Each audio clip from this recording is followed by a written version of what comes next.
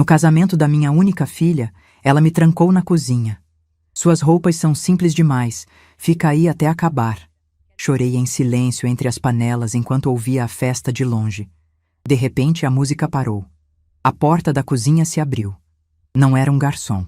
Era o noivo. Ele estendeu a mão para mim e me levou até o centro do salão. Quando ele pegou o microfone e olhou fixamente para minha filha, o salão inteiro prendeu a respiração. E disse uma frase que fez todos ficarem em silêncio. Quando senti a mão da minha filha apertando meu braço com força, eu ainda não entendia o que estava acontecendo. A música do casamento tocava ao fundo, os convidados riam e conversavam no salão principal, e eu estava ali, de pé, com meu vestido rosa claro, que tinha custado 3 semanas de economia, os sapatos emprestados da Jurema apertando meus pés, e o coração batendo tão forte que eu podia ouvir o som dele nos meus ouvidos. Mariana me puxou para um canto, longe dos olhares, e eu ainda sorria. Ainda achava que aquilo era emoção, nervosismo de noiva. Mas quando olhei nos olhos dela e vi aquela frieza, aquele desprezo mal disfarçado, eu senti algo gelar dentro do meu peito. Era como se alguém tivesse jogado um balde de água fria na minha alma. "Mãe", ela disse, e a voz dela estava baixa, controlada, mas cheia de uma raiva que eu nunca tinha visto antes. "Suas roupas são muito simples. Os convidados do Marcos são todos de alto padrão. Gente importante, gente fina. Você vai me envergonhar." Eu pisquei, confusa. Envergonhar? Eu? A mulher que tinha trabalhado feito uma condenada para que ela estivesse ali, naquele buffet de luxo na Barra da Tijuca, vestida de noiva, casando com um homem bom? Eu, que tinha costurado noite adentro, que tinha vendido minhas joias, que tinha comido pão com margarina para que ela pudesse comer carne? "Filha, eu não entendo", eu disse, e minha voz estava tremendo. "Eu sou sua mãe. Eu estou aqui para te ver casar. Ela me cortou. "Eu sei quem você é, mãe. Mas hoje não é sobre você. É sobre mim. É sobre a imagem que eu construí. Essas pessoas não podem te ver assim. Assim como? Assim pobre? Assim simples? Assim real?" Meu estômago revirou. Senti um gosto amargo subindo pela garganta, um gosto de humilhação, de traição, de dor tão profunda que parecia que alguém tinha enfiado uma faca nas minhas costelas e estava torcendo devagar. "Você vai ficar na cozinha até a festa acabar", ela continuou, e cada palavra era uma pedra sendo jogada no meu rosto. "Depois você sai. Os garçons vão te trazer comida se você quiser. Mas não saia de lá." Eu fiquei muda, literalmente muda. Não conseguia formar uma palavra, um som, nada. Meu cérebro não processava o que ela estava dizendo. Minha própria filha, a menina que eu tinha embalado no colo, que eu tinha ensinado a andar, a falar, a sonhar, estava me dizendo para me esconder, para sumir, para fingir que eu não existia. "Mariana", eu consegui sussurrar, e lágrimas já queimavam meus olhos. "Eu sou sua mãe." "Eu sei", ela disse. E o tom dela era tão frio que parecia que eu estava conversando com uma estranha. "Mas hoje eu preciso que você colabore, só hoje. Depois a gente conversa." Ela não esperou minha resposta. Me puxou pelo braço, atravessamos um corredor lateral e, de repente, eu estava dentro da cozinha. O cheiro de comida quente, alho, cebola, molho de tomate, me atingiu com força. Garçons corriam de um lado para o outro, balançando bandejas prateadas, ignorando minha presença. Mariana me empurrou para dentro, e antes que eu pudesse reagir, ela fechou a porta. Ouvi o barulho da chave girando na fechadura. Ela me trancou. Minha filha me trancou na cozinha como se eu fosse um cachorro, um estorvo, um problema que precisava ser resolvido. Fiquei parada ali, olhando para a porta de metal frio, ouvindo os passos dela se afastando do outro lado. Meus joelhos fraquejaram. Segurei na beirada de uma bancada de inox para não cair. Um dos garçons, um rapaz jovem de uniforme preto e branco, olhou para mim com pena, mas desviou o olhar rápido. Ninguém ia me ajudar. Ninguém ia abrir aquela porta. Eu estava sozinha. Caminhei até um banquinho de plástico no canto da cozinha, ao lado de uma pilha de caixas de papelão, e me sentei. Minhas pernas estavam bambas, minhas mãos tremiam. Tirei os sapatos emprestados porque estavam machucando demais e senti o chão gelado de cerâmica sob meus pés inchados. E então comecei a chorar. Não era um choro bonito, daqueles de novela. Era um choro feio, dolorido, desesperado. Um choro de quem acabou de descobrir que não vale nada para a pessoa que mais amou na vida. Chorei com a mão tapando a boca para ninguém ouvir, mas os soluços escapavam e meu corpo inteiro tremia. Lembrei de quando Mariana nasceu. Eu tinha 29 anos, era casada com o Jorge e achava que minha vida ia ser um conto de fadas. Mas 3 anos depois, ele me largou por uma mulher mais nova, mais bonita, mais tudo. Me deixou sozinha com uma criança pequena, sem dinheiro, sem estrutura, sem nada. E eu não desisti. Acordava às 5 da manhã. Deixava Mariana na casa da Jurema, pegava 2 ônibus para trabalhar numa fábrica de costura, voltava de noite, buscava minha filha, dava banho, comida, fazia lição, colocava para dormir e ainda ficava costurando por fora até de madrugada para ganhar um extra. Meus dedos ficaram calejados de tanto furar agulha. Minhas costas doíam de ficar curvada na máquina de costura. Meus olhos ardiam de tanto forçar a vista. Mas eu não reclamava, porque tudo era por ela. Tudo sempre foi por ela. Quando Mariana passou no vestibular para a administração, eu fiz uma festa na laje. Comprei refrigerante, fiz salgadinhos, decorei com bandeirinhas de papel crepom. Os vizinhos todos vieram. Comemoramos até tarde e quando todo mundo foi embora, Mariana me abraçou forte e disse com lágrimas nos olhos: "Mãe, tudo que eu conseguir na vida vai ser por você. Eu te amo." Mentira. Tudo mentira. Porque agora, sentada naquele banquinho de plástico, escondida na cozinha do próprio casamento dela, eu entendia a verdade. Ela tinha vergonha de mim. Vergonha da minha pobreza. Vergonha da minha simplicidade. Vergonha de quem eu era. Enxuguei as lágrimas com as costas da mão, mas elas não paravam de cair. Ouvi a música do lado de fora ficando mais alta, mais animada. Ouvi palmas, risadas, gritos de comemoração. A festa estava linda. E eu estava ali, trancada, invisível, descartada. Uma garçonete, uma moça de uns 30 anos com cabelo preso num coque apertado, passou por mim carregando uma bandeja cheia de taças de champanhe. Ela me olhou, hesitou e perguntou baixinho: "A senhora está bem?" Eu não respondi. Por que não? Eu não estava bem. E não tinha como estar. Ela colocou a bandeja em cima da bancada e veio até mim. Tirou um guardanapo de papel do bolso do avental e me entregou. "Toma, se limpa. Não chora, não." "Obrigada." Eu consegui murmurar. "A senhora é mãe de alguém da festa?" Ela perguntou curiosa. Eu ri. Um riso amargo, dolorido. Sou a mãe da noiva." Ela arregalou os olhos. "A senhora é a mãe da noiva e tá aqui na cozinha?" "É," eu disse, e minha voz quebrou. "Porque eu não sou boa o suficiente para estar lá fora." A moça balançou a cabeça indignada. Que absurdo, que falta de consideração. Ela ia dizer mais alguma coisa, mas o chefe de cozinha gritou o nome dela e ela teve que sair correndo. Fiquei sozinha de novo. Quanto tempo passou? Eu não sei. Pode ter sido meia hora. Pode ter sido 1 hora. O tempo parou de fazer sentido. Eu só ficava ali, sentada, olhando para o chão, ouvindo os sons abafados da festa, sentindo meu coração se despedaçando em câmera lenta. De repente, a música parou. Não foi um término natural, como quando uma música acaba e outra começa. Foi um corte abrupto, como se alguém tivesse arrancado o cabo do som. O silêncio que veio depois era estranho, pesado, carregado. Ouvi murmúrios do lado de fora, vozes confusas, e então passos. Passos firmes, rápidos, vindo na direção da cozinha. A porta se abriu com força, batendo na parede. Não era um garçom. Era o Marcos, o noivo.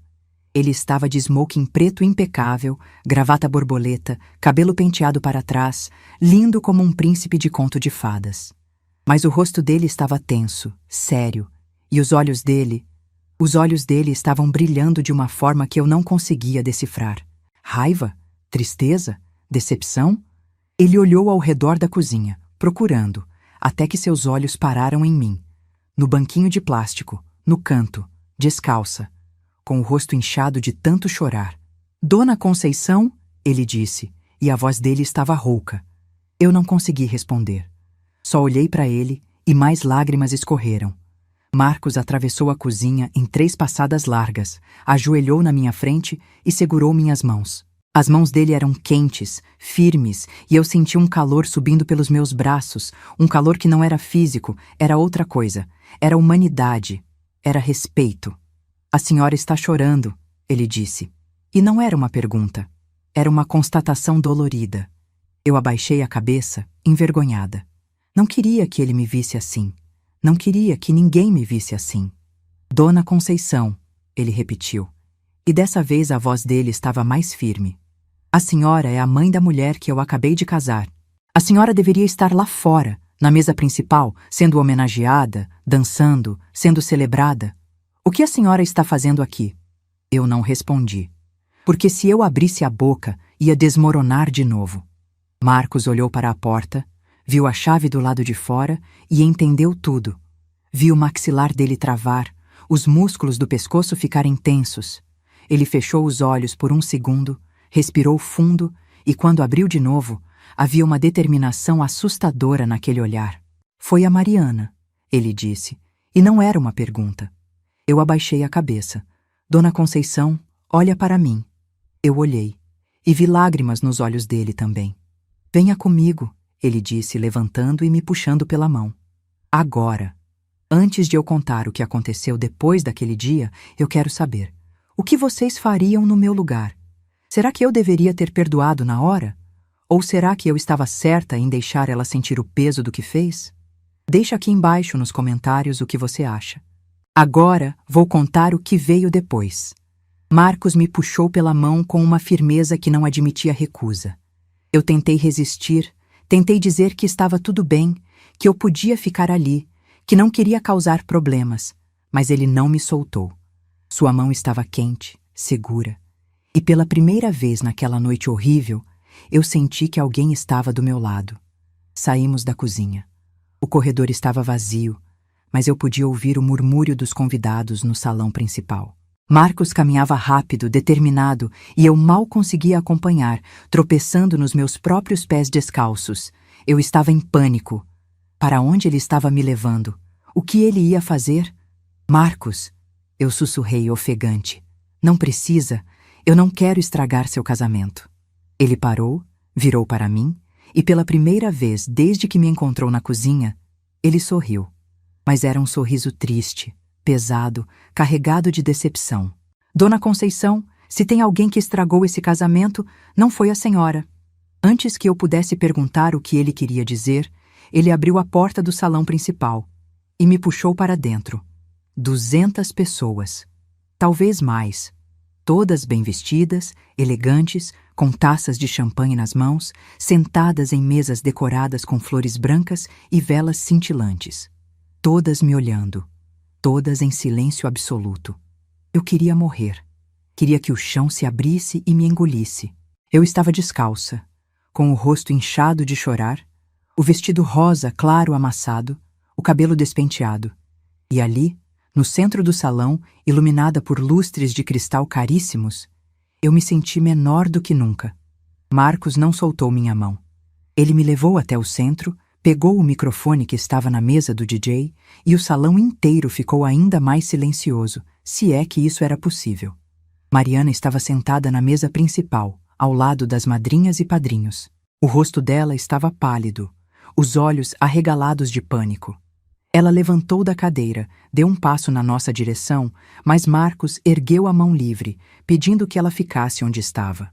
Boa noite a todos, ele começou, e a voz dele estava firme, clara, amplificada pelo som. Eu sou o Marcos, e hoje é o dia mais importante da minha vida, ou pelo menos era para ser. Murmúrios percorreram o salão. As pessoas trocaram olhares confusos. Marcos apontou para mim. Eu quero apresentar para vocês uma pessoa muito especial. Essa é a Dona Conceição. Ela tem 65 anos. Ela é costureira aposentada, mora num apartamento simples em Madureira. Ela está divorciada há 15 anos. Criou a filha sozinha. Eu estava tremendo. Minhas pernas mal me sustentavam. Queria sumir, desaparecer, mas a mão dele ainda segurava a minha, firme. Essa mulher aqui, ele continuou, e agora a voz dele estava carregada de emoção. Trabalhou em 2, 3 empregos ao mesmo tempo para dar educação, comida, roupa, dignidade para a filha. Ela costurou de madrugada. Ela comeu pão com margarina para que a filha pudesse comer carne. Ela vendeu suas joias para pagar a faculdade particular. Ela fez tudo. Tudo. As pessoas começaram a sussurrar entre si. Vi algumas mulheres levarem a mão ao peito, emocionadas. Essa mulher aqui, Marcos disse, e agora ele olhou direto para Mariana. É a mãe da noiva. E sabe onde eu encontrei ela agora há pouco? Trancada na cozinha, chorando, escondida, como se fosse uma vergonha. O salão explodiu em murmúrios chocados. Algumas pessoas levantaram das cadeiras, outras cobriram a boca com as mãos incrédulas. Mariana levantou desesperada. Marcos, para! Você não entende! Eu estava nervosa, Mas ele ergueu a mão, pedindo silêncio, e para minha surpresa, ela obedeceu. Ela ficou ali, de pé, tremendo, com lágrimas escorrendo pelo rosto cuidadosamente maquiado. Eu entendo, sim, Mariana, Marcos disse, e a frieza na voz dele me arrepiou. Eu entendo perfeitamente. Você teve vergonha da mulher que te deu a vida. Teve vergonha da mulher que pagou suas contas, suas roupas de marca, sua faculdade particular, seus passeios, suas viagens. Você quis esconder ela porque as roupas dela são simples? Porque ela não tem dinheiro? Porque ela não fala bonito? Ele virou para os convidados. Eu sou filho de faxineira. Minha mãe limpou o escritório a vida inteira. Meu pai foi pedreiro. Eu cresci em comunidade, em casa de 2 cômodos, dividindo quarto com 3 irmãos. Eu sei o que é passar necessidade. Eu sei o que é vergonha. Mas a minha vergonha nunca foi da minha origem. Minha vergonha é de quem esquece de onde veio. Algumas pessoas começaram a bater palmas. Devagar, hesitante no começo, mas logo a ovação se espalhou. Eu não conseguia acreditar. Estavam aplaudindo, para mim. Marcos olhou de novo para Mariana e, pela primeira vez, vi uma tristeza profunda no olhar dele. Eu casei achando que você era diferente, mas hoje eu vi quem você realmente é. Ele se virou para mim, segurou minhas 2 mãos e disse no microfone: Dona Conceição, a senhora vai dançar comigo, porque a senhora merece ser celebrada. A senhora merece respeito. E se a sua filha não entende isso, eu entendo. A música começou. Uma valsa lenta, romântica. Marcos me levou para o centro do salão, colocou uma mão na minha cintura e a outra segurou minha mão. Eu estava tremendo tanto que mal conseguia me mover, mas ele me guiava com firmeza, com gentileza. Relaxa, Dona Conceição, ele sussurrou no meu ouvido. A senhora não fez nada errado, levanta a cabeça. E eu levantei. Olhei ao redor. Vi rostos emocionados, pessoas chorando, outras sorrindo para mim com aprovação. Vi a mãe do Marcos, uma senhora humilde de vestido simples, se levantando e batendo palmas com força, com orgulho. Outros convidados começaram a bater palmas também, em pé, uma ovação ensurdecedora. Para mim, a costureira, a pobre, a escondida. Quando a música terminou, Marcos me abraçou forte, e eu senti ele sussurrar no meu ouvido. Obrigado por ter criado a mulher que eu amei. Mas eu não posso ficar casado com a mulher que ela se tornou. Meu coração partiu. Não por mim, mas por ele. Marcos voltou para o microfone. Mariana, eu preciso de um tempo para pensar. Esse casamento começou com uma mentira, com uma crueldade. Eu não sei se consigo seguir assim. Ele tirou a aliança de ouro do dedo e colocou em cima da mesa principal, ao lado do bolo de casamento de 3 andares, que ainda não tinha sido cortado. O salão ficou em choque absoluto. Mariana gritou, desesperada. Marcos, não! Não faz isso! Foi um erro! Eu estava nervosa, eu não pensei direito. Eu te amo! Mas ele já estava saindo. Parou na porta, olhou para mim e disse, alto o suficiente para todo mundo ouvir. Dona Conceição, se a senhora precisar de alguma coisa, me liga. A senhora tem meu número. E saiu. A festa acabou ali mesmo. Os convidados começaram a ir embora, constrangidos, em silêncio. A família do Marcos saiu toda junta, abraçando a mãe dele, sem olhar uma única vez para Mariana. Os poucos parentes da minha filha que estavam lá vieram até mim, me abraçaram, pediram desculpas. Conceição, a gente não sabia. A gente nunca imaginaria que ela faria isso com você. Mariana ficou sozinha na mesa principal, sentada, com o véu de noiva caído nas costas, chorando copiosamente, destruída. Ela tentou vir falar comigo. Eu olhei para ela e, pela primeira vez na vida, não senti raiva. Senti pena. Pena de uma mulher que tinha tudo e perdeu tudo por orgulho, por vaidade, por esquecer quem realmente importava. Eu saí do buffet acompanhada pela Jurema, que tinha assistido a tudo de uma mesa no canto. Ela me abraçou forte no caminho de volta para casa e não disse nada, porque não tinha nada a dizer. Às vezes, o silêncio é a única resposta possível para uma dor tão grande. Nos dias seguintes, a história se espalhou. Alguém tinha filmado tudo. O vídeo vazou nas redes sociais. Viralizou. Milhões de visualizações, comentários aos milhares. Que filha ingrata! Essa mãe merecia coisa melhor. O noivo é um príncipe. Mulher, você é uma guerreira. Daniela, a ex-colega de trabalho da Mariana que tinha sido demitida injustamente meses antes, postou um relato longo contando como minha filha era arrogante no escritório, como humilhava os estagiários, como fingia ser humilde nas reuniões, mas era cruel e mesquinha nos bastidores. O post dela também viralizou. Mariana perdeu o emprego. A empresa mandou um comunicado dizendo que a imagem dela não combinava mais com os valores da companhia. Ela tentou me ligar dezenas, centenas de vezes. Mandou mensagens intermináveis pedindo perdão. Mãe, eu errei. Eu errei muito. Eu estava cega. Eu queria tanto impressionar aquelas pessoas. Eu achava que se elas vissem você daquele jeito, iam me julgar. Eu fui uma idiota. Me perdoa. Por favor. Eu deixei ela sofrer. Não por maldade, mas porque ela precisava entender a gravidade do que fez. Ela precisava sentir na pele o que era ser descartada, humilhada, invisível. 2 meses se passaram. Eu voltei para minha rotina. Minhas encomendas de doces, minhas amigas do bairro, minha igreja, minha vida simples, mas digna. E pela primeira vez em muito tempo, eu estava em paz. Sozinha, mas em paz. Até que um dia, Jurema me procurou com uma expressão estranha no rosto. Conceição, você precisa ouvir uma coisa. Ela me mostrou o celular. Era um áudio de WhatsApp, da Mariana. Mas não era para mim. Era para uma amiga. E nesse áudio, minha filha dizia coisas que fizeram meu sangue gelar. Eu só preciso que a minha mãe me perdoe logo. Assim eu consigo reconquistar o Marcos.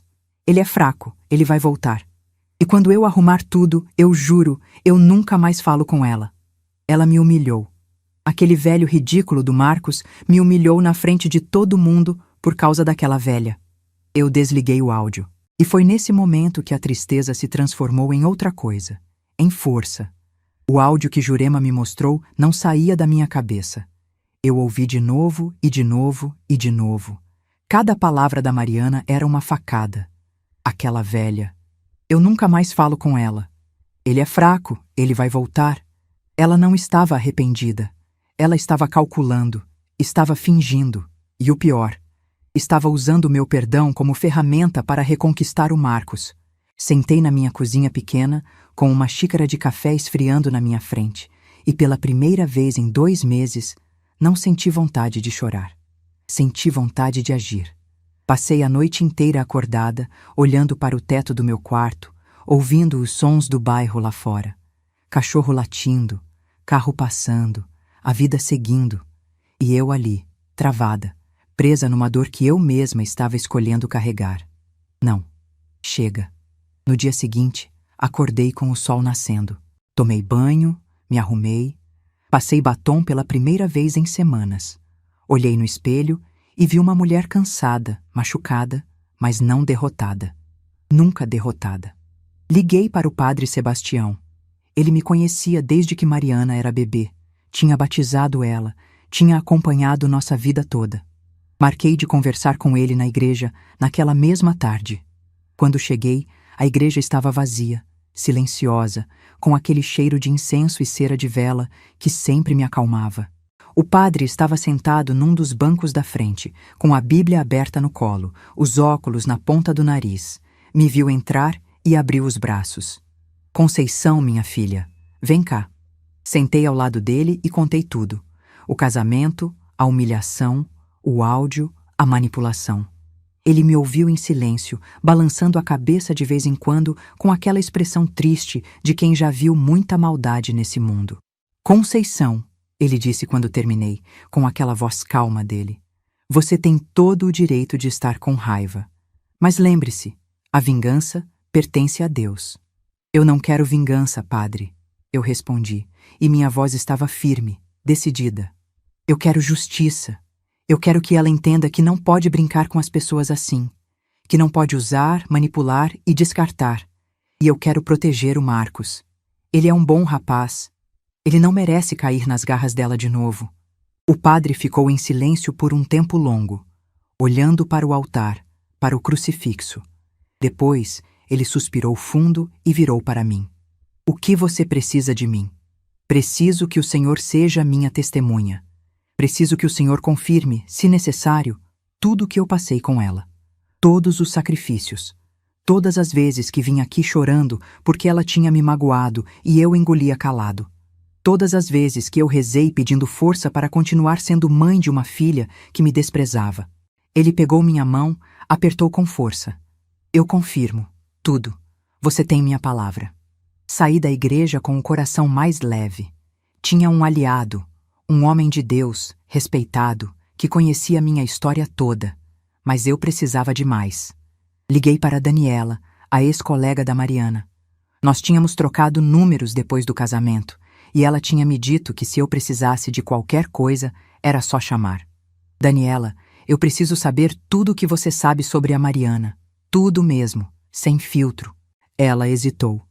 Dona Conceição, são coisas pesadas. Você tem certeza? Tenho. Marcamos de nos encontrar num café no centro, perto do escritório onde ela trabalhava agora. Cheguei antes, pedi um suco de laranja, fiquei esperando. Daniela chegou 15 minutos depois, carregando uma pasta grande de couro marrom, daquelas antigas, pesadas. Ela se sentou, pediu um café e colocou a pasta em cima da mesa. Eu guardei tudo, ela disse, abrindo a pasta, porque eu sabia que um dia ia precisar. Eu sabia que ela ia cair.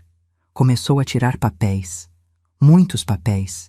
E-mails impressos onde Mariana humilhava colegas de trabalho, chamando estagiários de burros, incompetentes, inúteis.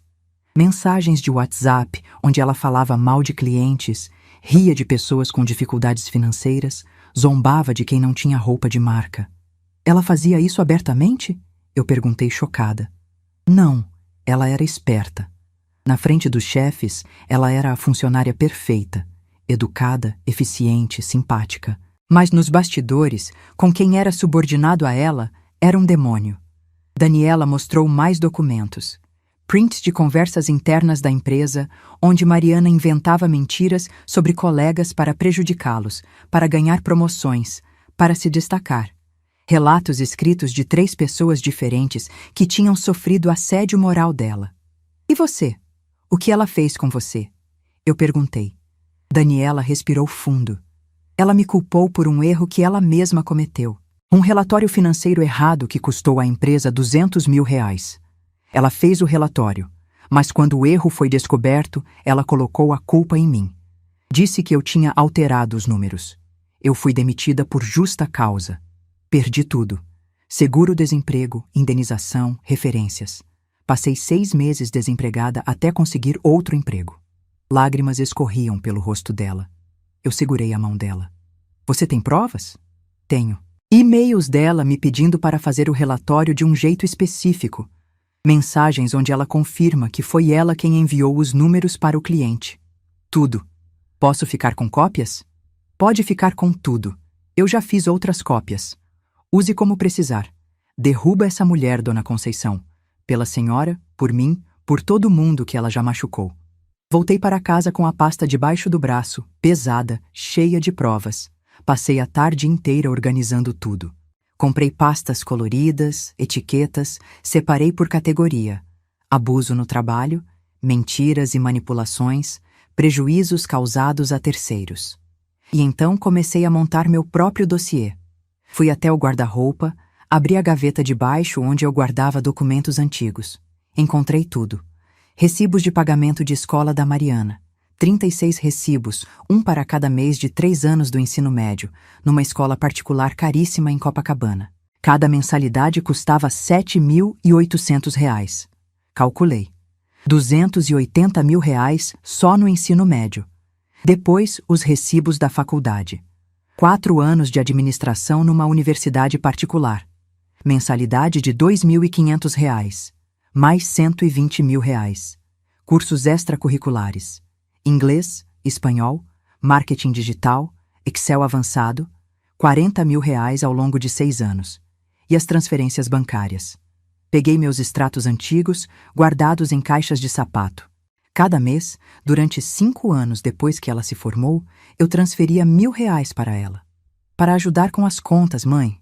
Meu salário ainda não está bom. R$ 60 mil. E os presentes. A viagem para a Europa que eu paguei quando ela fez 25 anos. R$ 15 mil. O carro usado que eu dei de presente de formatura. R$ 25 mil. Somei tudo. R$ 520 mil. R$ 500.000 que eu, uma costureira pobre, uma doceira de encomenda, tinha tirado do meu próprio suor, do meu próprio sangue, para dar a ela uma vida que eu nunca tive. E ela me pagou trancando na cozinha. Organizei todos os comprovantes em ordem cronológica. Anexei fotos antigas, Mariana criança, sorrindo, me abraçando. Mariana adolescente, usando o uniforme da escola cara. Mariana na formatura, com o canudo na mão, me beijando na frente de todo mundo. Tudo mentira. Tudo teatro. Na sexta-feira, uma semana depois de começar minha investigação, Jurema apareceu na minha porta de novo, dessa vez com o rosto vermelho de raiva. Conceição, você não vai acreditar no que eu acabei de descobrir. O quê? A Mariana está tentando processar o Marcos. Senti o sangue ferver. Como assim? Jurema entrou, sentou no sofá, pegou o celular e me mostrou uma notificação que ela tinha recebido de uma conhecida que trabalhava no fórum. Ela contratou um advogado. Está processando ele por danos morais. Diz que ele a humilhou publicamente, que ela perdeu o emprego por culpa dele, que ele destruiu a reputação dela de propósito. Quanto ela está pedindo? R$ 150 mil. Senti uma onda de ódio tão forte que tive que sentar. Ela não só era manipuladora, mentirosa, cruel, agora queria destruir financeiramente o único homem que tinha tido coragem de me defender. Não, eu disse, e minha voz estava tão fria que até eu mesma me assustei. Isso não vai acontecer. Peguei o telefone, liguei para o Marcos. Ele atendeu no terceiro toque, a voz cansada. Dona Conceição? Marcos, eu soube do processo. Ele suspirou, e eu ouvi o peso do mundo naquele suspiro. Eu também acabei de receber a notificação. Meu advogado disse que ela não tem base nenhuma, que é tudo absurdo, mas mesmo assim é desgastante, sabe? Ter que contratar advogado, gastar dinheiro, provar que eu não fiz nada de errado quando tudo que eu fiz foi dizer a verdade. Quanto ela está pedindo? R$ 150 mil de indenização, mais custas processuais. Ela alega que foi demitida por causa do vídeo, que ficou deprimida, que teve que fazer terapia, que a vida social dela acabou. Tudo culpa minha. Eu apertei o telefone com tanta força que meus dedos ficaram brancos. Marcos, eu tenho provas. Provas de quem ela realmente é. De tudo que ela fez. De tudo que ela é capaz. E eu vou te ajudar a destruir esse processo. Dona Conceição, a senhora não precisa se envolver nisso. Eu já estou envolvida. Ela é minha filha. Foi eu quem criou esse monstro. E vai ser eu quem vai parar ele. Marcamos uma reunião. Eu, Marcos e o advogado dele, Dr. Roberto, um homem sério de uns 50 anos, cabelo grisalho, óculos de armação grossa, gravata impecável. Cheguei ao escritório dele carregando minha pasta. Marcos já estava lá, sentado numa cadeira de couro, com cara de quem não dormia há dias. O doutor Roberto me cumprimentou com um aperto de mão firme. Dona Conceição, o Marcos me contou tudo. A senhora é uma mulher de muita coragem. Não é coragem, doutor. É necessidade. Sentei, abri a pasta e comecei a mostrar tudo. Cada documento, cada comprovante, cada prova. Os olhos do doutor Roberto foram se arregalando cada vez mais. Ele folheava os papéis devagar, lendo com atenção, fazendo anotações num bloco amarelo. Quando terminei, ele encostou na cadeira, tirou os óculos e esfregou os olhos. Dona Conceição, isso aqui é ouro. Com esse material, não só a ação dela vai ser arquivada, como podemos processar ela por litigância de má-fé. Podemos pedir uma indenização reversa. Podemos destruir qualquer chance dela de ganhar um centavo. Façam o que for necessário, eu disse, mas eu quero uma coisa. O quê? Eu quero confrontar ela, pessoalmente, antes de qualquer coisa ir oficialmente para a justiça. Eu quero que ela saiba que fui eu quem desmontou o castelo de mentiras dela. Eu quero olhar nos olhos dela e dizer tudo o que ela me fez. O Dr. Roberto hesitou. Isso pode ser arriscado. Ela pode gravar, pode usar contra a senhora. Deixa ela gravar. Eu não tenho nada a esconder. E tudo que eu vou falar é verdade. Marcos, que até então estava quieto, concordou. Se a Dona Conceição quer fazer isso, eu apoio. Ela merece esse confronto. Enviamos uma convocação formal para Mariana. Uma carta registrada, assinada pelo Dr. Roberto, convidando ela e o advogado dela para uma reunião de conciliação para possível acordo amigável sobre o processo. Ela aceitou no mesmo dia, provavelmente achando que ia me usar como ponte para chegar no Marcos de novo. Achando que ia me manipular mais uma vez, que eu era idiota, que eu era fraca. Ela não sabia do furacão que estava vindo. A reunião foi marcada para a próxima quinta-feira, 10 da manhã, no escritório do Dr. Roberto, e eu estava pronta para o combate. O dia da reunião chegou. Acordei às 5 da manhã, mesmo sem ter conseguido dormir direito. Fiquei a noite inteira ensaiando o que ia dizer, repassando os documentos, preparando cada palavra, cada argumento. Quando o sol nasceu, fui até a janela da cozinha e olhei para o bairro acordando. As pessoas saindo para trabalhar, os comerciantes abrindo as portas, a vida seguindo. E eu ali, prestes a enfrentar o maior confronto da minha vida. Tomei banho demorado. Escolhi minha roupa com cuidado. Calça preta social que eu tinha comprado para o casamento, mas não tinha usado. Blusa branca de botão, engomadinha, impecável. Sapato preto de salto baixo, confortável, mas elegante. Prendi o cabelo num coque baixo, firme. Passei batom vermelho. Não por vaidade, por armadura. Olhei no espelho. Não vi mais a mulher humilhada da cozinha. Vi uma guerreira. Jurema me levou de carro até o escritório. Durante o trajeto, ela segurou minha mão e disse: Conceição, você vai arrasar. Aquela menina não sabe com quem está mexendo. Cheguei ao escritório meia hora antes. Marcos já estava lá, de terno cinza escuro, gravata bordô, sério, tenso. Quando me viu, ele levantou e me abraçou forte. A senhora está linda, Dona Conceição. Obrigada, meu filho. Meu filho. Eu tinha chamado ele de meu filho. E senti que era verdade. Ele era mais filho para mim do que Mariana jamais tinha sido filha. O Dr. Roberto nos levou para a sala de reuniões. Era grande, elegante, com uma mesa de madeira escura enorme, cadeiras de couro preto, uma janela ampla com vista para a Avenida Rio Branco. Ar-condicionado gelado. Silêncio absoluto. Ele colocou o dossiê em cima da mesa, fechado, discreto, mas ali, ameaçador. Dona Conceição, quando ela chegar, eu vou conduzir a reunião no começo. Vou deixar o advogado dela falar, vou ouvir os argumentos, e então, no momento certo, a senhora pode falar o que quiser. Tudo que a senhora ensaiou, tudo que a senhora quer dizer, a senhora vai poder dizer. Eu te dou essa garantia. Obrigada, doutor. Sentamos. Esperamos. Cada minuto parecia 1 hora. Eu olhava para o relógio na parede. 9h45. 9h50. 9h55. 10 horas. A secretária bateu na porta. Dr. Roberto, a doutora Mariana Amaral e o Dr. Fábio chegaram. Meu coração disparou. Respirei fundo. Era agora. Pode mandar entrar. A porta se abriu. Mariana entrou primeiro. Estava diferente. Muito diferente. Mais magra, o rosto chupado, olheiras profundas mesmo com maquiagem. Cabelo preso num rabo de cavalo simples, sem volume, sem brilho. Roupa discreta, calça preta, blusa bege de manga comprida e sapato baixo. Nenhuma joia, nenhum acessório caro.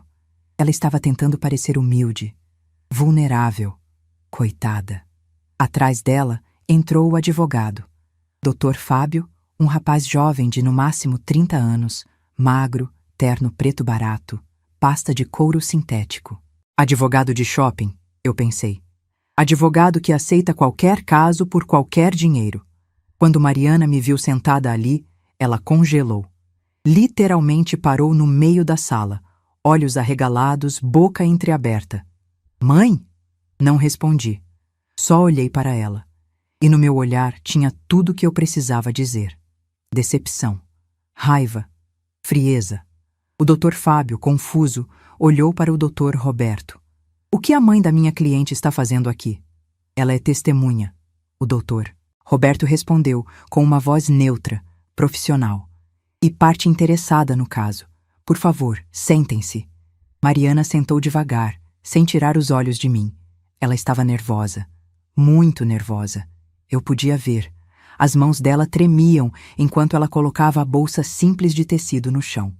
Ela entrelaçou os dedos em cima da mesa, apertando com força, os nós dos dedos ficando brancos. O doutor Fábio se sentou ao lado dela, tirou uma pasta da mala e a colocou em cima da mesa com um gesto ensaiado, como se aquilo fosse impressionar alguém. O doutor Roberto começou.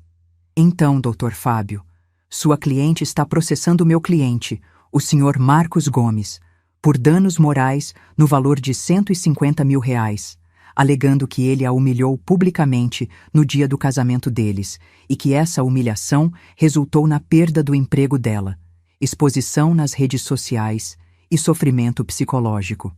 Correto? Correto, o Dr. Fábio respondeu, abrindo a pasta dele e tirando alguns papéis. Minha cliente sofreu danos gravíssimos. Ela foi demitida de um cargo de gerência onde ganhava R$12 mil por mês. Ela teve sua imagem exposta em vídeos que viralizaram, recebendo ataques de milhares de pessoas. Ela precisou iniciar tratamento psicológico, está tomando medicação para depressão e ansiedade. Tudo isso por causa da atitude irresponsável e vingativa do Sr. Marcos. Marcos se mexeu na cadeira ao meu lado, incomodado, mas o Dr. Roberto colocou a mão no braço dele, pedindo calma. Entendo, o Dr. Roberto disse com uma calma absurda. E qual é a proposta de acordo que vocês trazem hoje? O Dr. Fábio sorriu, convencido.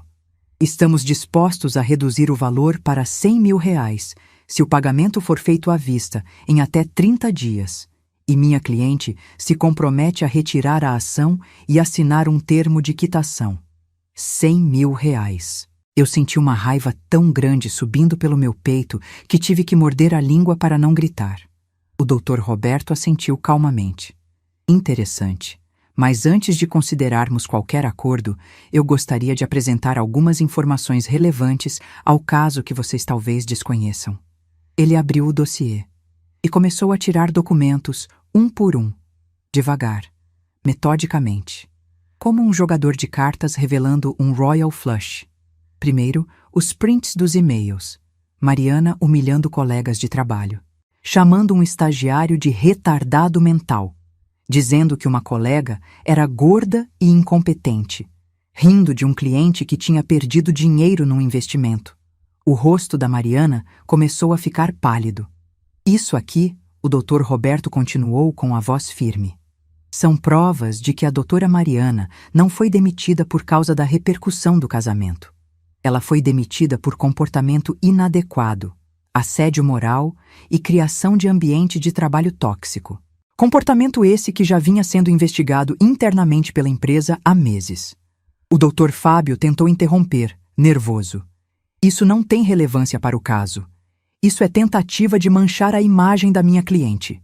Tem relevância sim, o Dr. Roberto rebateu, sem se alterar, porque sua cliente está alegando que perdeu o emprego por culpa do meu cliente, mas a verdade é que ela perdeu o emprego por culpa dela mesma.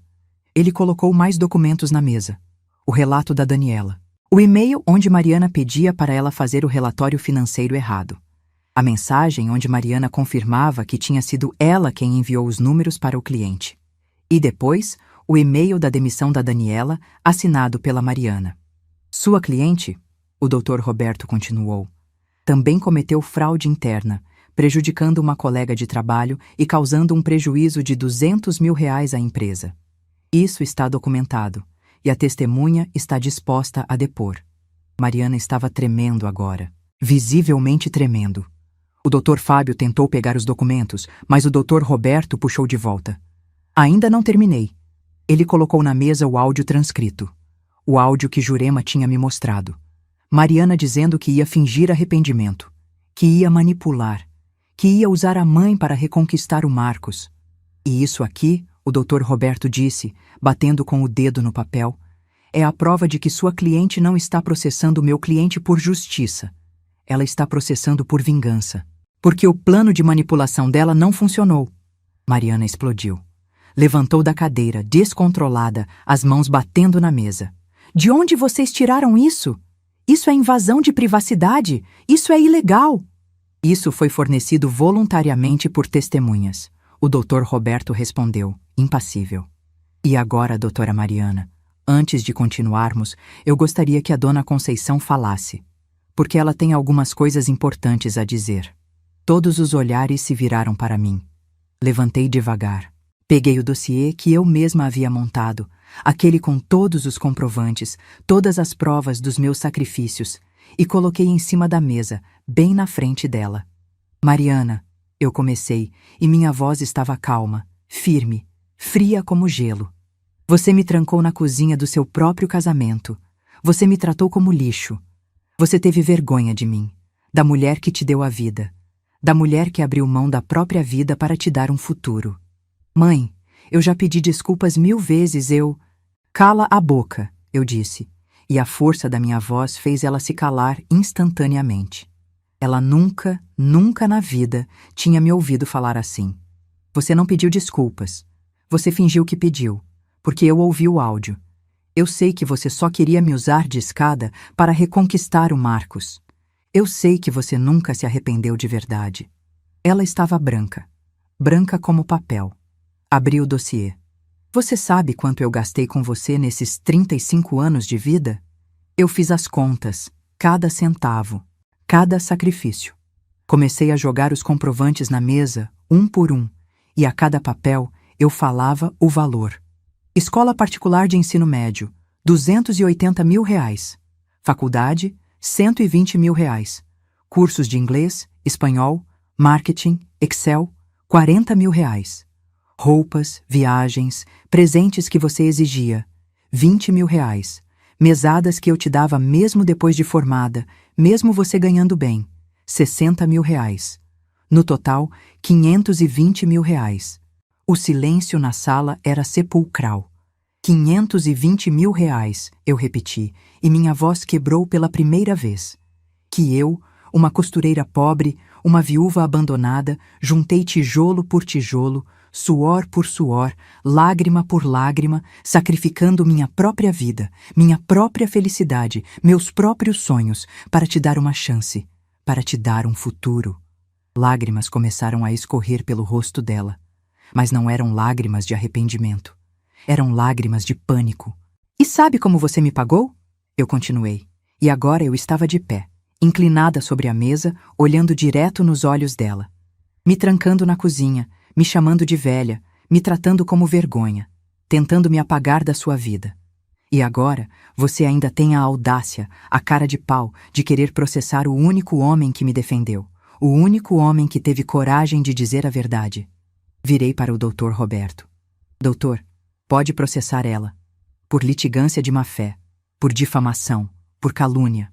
E pode cobrar dela os R$520 mil que eu gastei, com juros, com correção monetária, com tudo que for cabível na lei. Mariana levantou, histérica, gritando. Você não pode fazer isso. Você é minha mãe. Mãe não faz isso com filho. Eu fui sua mãe, eu respondi. E cada palavra era uma sentença final. Mas você deixou de ser minha filha no dia que me trancou naquela cozinha.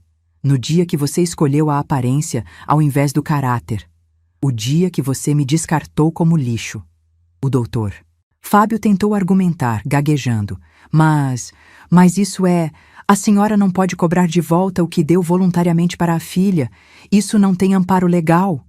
O doutor Roberto sorriu. Pela primeira vez na reunião, ele sorriu. Tem sim.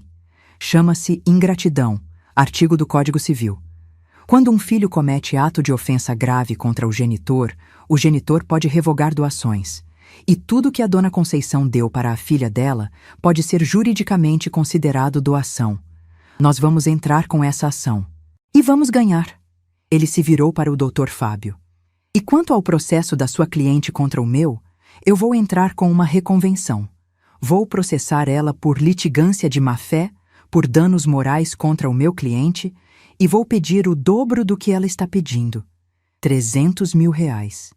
Somado com o que a dona Conceição vai cobrar, sua cliente vai ter que pagar mais de 800 mil reais. Mariana desabou na cadeira, soluçando, o corpo inteiro tremendo. Eu não tenho isso. Eu não tenho nada. Eu vou perder tudo. Olhei para ela e não senti pena. Não senti nada.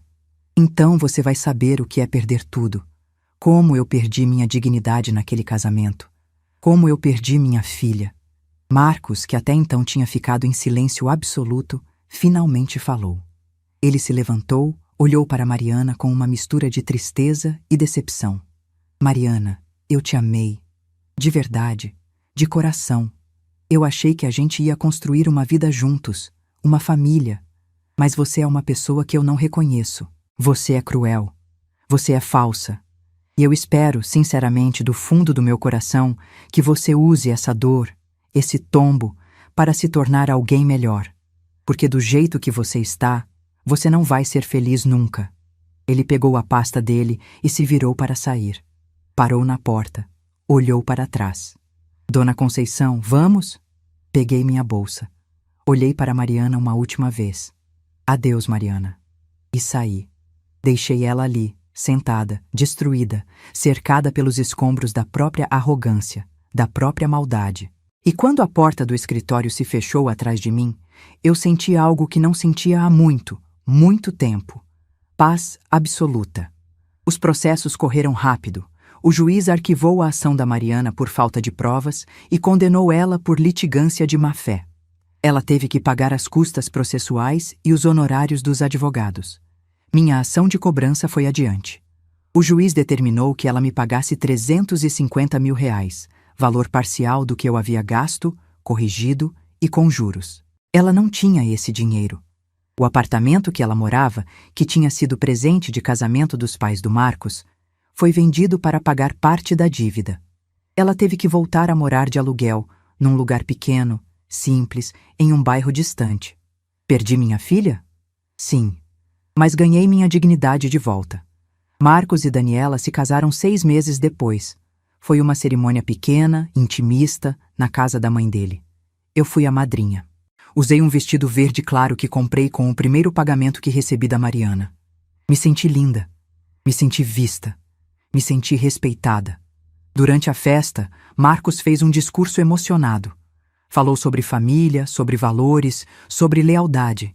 E no final, olhou para mim e disse: Dona Conceição, a senhora me ensinou que família não é quem tem o mesmo sangue, é quem tem o mesmo coração.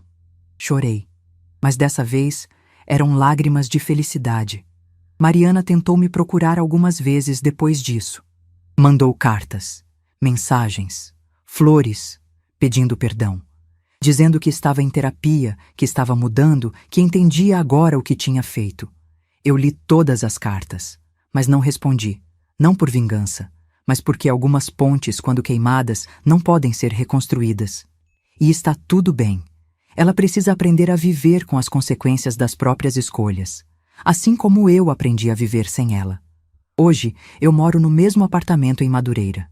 Continuo fazendo meus doces por encomenda. Continuo frequentando minha igreja.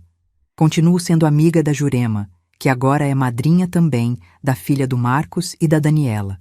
Uma menininha linda que nasceu ano passado e tem o meu nome, Conceição. Quando seguro aquela criança no colo, quando vejo os olhos dela me olhando com inocência e confiança, eu lembro que o amor verdadeiro não tem vergonha, não esconde, não trai. E eu prometo a mim mesma que vou ser para essa menina o exemplo de dignidade que a mãe dela nunca teve em Mariana. Porque no final, o que fica não é o dinheiro, não é o status, não é a aparência. O que fica é o caráter. E o meu, ninguém tira.